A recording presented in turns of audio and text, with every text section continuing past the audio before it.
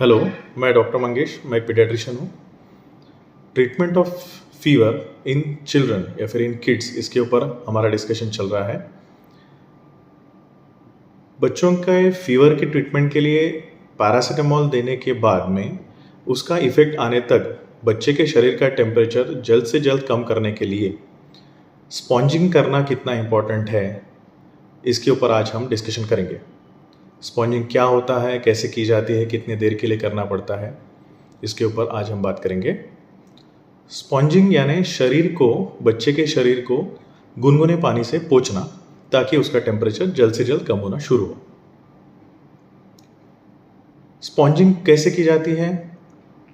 सबसे पहले हमको एक बर्तन लेना है जिसमें हम लोग गुनगुना पानी लेंगे। स्पॉन्जिंग यानी शरीर पोंछना, ये इसके लिए हम लोग बहुत ठंडा, एकदम आइस कोल्ड वाटर, ठंडा पानी या फिर बहुत गर्म पानी नहीं लेंगे। गुनगुना पानी लेंगे। गुनगुना पानी यानी ल्यूक वार्म वाटर। आपको पानी में हाथ डालने के बाद में आपको समझ में आ जाएगा कि इस हाथ डालने के बाद में बहुत ठंडा भी नहीं लग रहा है जिससे बच्चे को ठंड लग सकती है, या फिर बहुत ज़्यादा गर्म भी ना लगे। ऐसे गुनगुने पानी में टॉवेल, नैपकिन या फिर रुमाल हमें भिगोना है। भिगो के उसको निचोड़ना है इस तरह से कि उसमें से जो एक्सेस वाटर है वो निकल जाए, और ये जो गीला कपड़ा है उससे हम बच्चे का पूरा शरीर पोंछेंगे। ठीक है। पुराना ऐसे ये चलता था कि हम लोग सिर्फ पट्टी रखते थे सिर पे, है ना। तो सिर्फ पट्टी रख के नहीं हो पाएगा, पूरा शरीर, मैक्सिमम एरिया अपने को कवर करना है। ठीक है। हाथ है, पैर है, थाइज है, एब्डोमेन है, पेट है। अगर बच्चा कंफर्टेबल है तो उसको उल्टा करके उसकी पीठ भी अपने को क्लीन करनी है। ये क्लीनिंग तब तक, या फिर ये हमको पानी से तब तक पोंछना है जब तक उसका टेम्परेचर धीरे धीरे कम ना हो जाए। शरीर को पानी से पोंछेंगे और वो पानी को थोड़ा सा ड्राई होने देंगे। जैसे पानी ड्राई होता है वैसे शरीर से हीट लेके वो ड्राई होते जाता है, पानी उड़ जाता है, इवेपोरेशन होता है, और इस तरह से बच्चे का टेम्परेचर धीरे धीरे कम होने में मदद होती है। साथ में हमको ग्रॉइन्स और जो एक्जिला है ना, काक जो है, उसमें भी गुनगुने पानी से पोंछना है। स्पॉन्जिंग करते वक्त बच्चे को हो सकता है कि अगर बच्चा जल्दी जल्दी ठंडा होने लगे तो उसको शिवरिंग आ सकती है। अगर शिवरिंग आती है तो बच्चे का जो स्पॉन्जिंग है हमको रोकना पड़ेगा। बच्चा बहुत बार स्पॉन्जिंग के टाइम पे रोता भी है। ठीक है। थोड़ा सा डिस्कम्फर्ट बच्चे को होता है, बट कंसिडरिंग कि पैरासीटामोल का इफेक्ट आने तक हमको बच्चे का शरीर का टेम्परेचर जल्दी जल्दी कम करना है, इसलिए स्पॉन्जिंग बहुत इंपॉर्टेंट है। इसलिए थोड़ा सा क्राई करना, ये डिस्कम्फर्ट एक्सेप्टेबल है, बट अगर बच्चा शिवरिंग कर रहा है या फिर उसका टेम्परेचर बहुत जल्दी जल्दी कम हो रहा है, उस वक्त हमको स्पॉन्जिंग रोकना पड़ता है।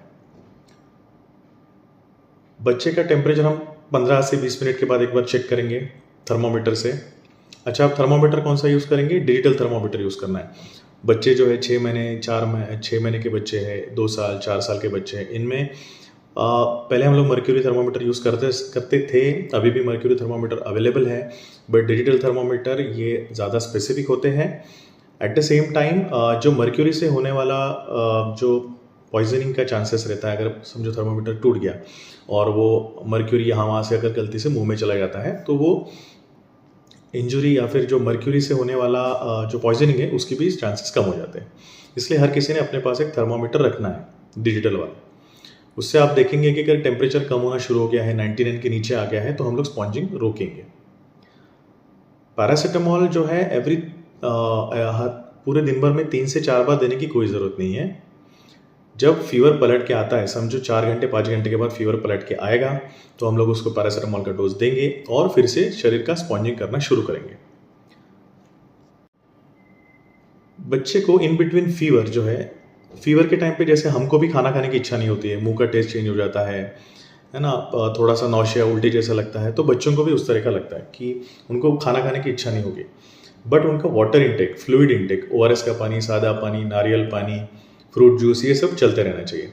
बच्चा खाना कम खाए तो भी चलेगा, लेकिन ओरल इंटेक उनका वाटर है और ORS का पानी, सादा पानी, नारियल पानी, है ना, ये कंटिन्यू रहना चाहिए। बच्चे का यूरिन आउटपुट अच्छे से रहना चाहिए। लेकिन अगर बच्चा पानी भी नहीं पी पा रहा है या फिर उसको ज़्यादा उल्टियाँ हो रही है, यूरिन आउटपुट, पेशाब कम हो रही है, बच्चा लूज पड़ गया है, उसकी बिल्कुल पानी पीने की इच्छा भी नहीं है, अगर पी रहा है तो उल्टी कर रहा है, या फिर वो इतना ज़्यादा लिथार्जिक हो गया है कि वो रिस्पॉन्ड भी नहीं कर पा रहा है, या फिर एकदम हाई ग्रेड टेम्परेचर है जिसमें बच्चा कन्वल्जन हो रहे हैं, झटके आ रहे हैं बच्चे को, तो इस कंडीशन में और बाकी डेंजर साइन जो मैंने बताए हैं कि पानी ना पीना, यूरिन आउटपुट कम हो जाना, बच्चा लूज पड़ जाना, सांस लेने की गति बढ़ जाना, इन कंडीशंस में हमें जल्द से जल्द अस्पताल लेके जाना है। एनीवे फीवर जब भी आ रहा है आपके बच्चे को, आपको इनिशियल डोसेस तो पैरासीटामोल का आप दे सकते हैं, लेकिन बाद में आपको जो आपका नियर मोस्ट पीडियाट्रिशियन होंगे या फिर क्वालिफाइड मेडिकल डॉक्टर जो है, जिनको पीडियाट्रिक्स का या फिर बच्चों को ट्रीट करने का थोड़ा बहुत एक्सपीरियंस रहता है, उनके पास आप इनिशियल ट्रीटमेंट के लिए जा सकते हैं। उसके बाद आप पीडियाट्रिशियन को दिखाना है। Now let us revise whatever we have discuss till now. हमने अभी तक जो डिस्कस किया है वो एक बार रिवाइज करते हैं।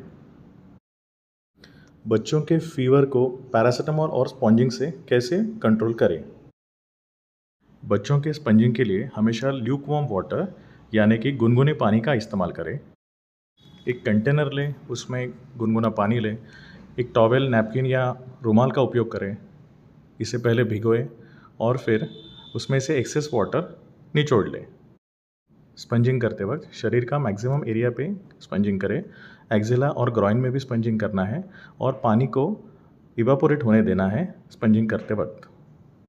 स्पंजिंग करते वक्त अगर बच्चा शिवरिंग करता है तो स्पंजिंग रोक दे। स्पंजिंग करते वक्त बच्चे का रोना स्वाभाविक है और एक्सेप्टेबल भी है। 15 से 20 मिनट के बाद स्पंजिंग रोक दे और टेम्परेचर चेक करें। बच्चे के शिवरिंग करने पर या फिर फीवर कम हो जाने पर स्पंजिंग रोक दे।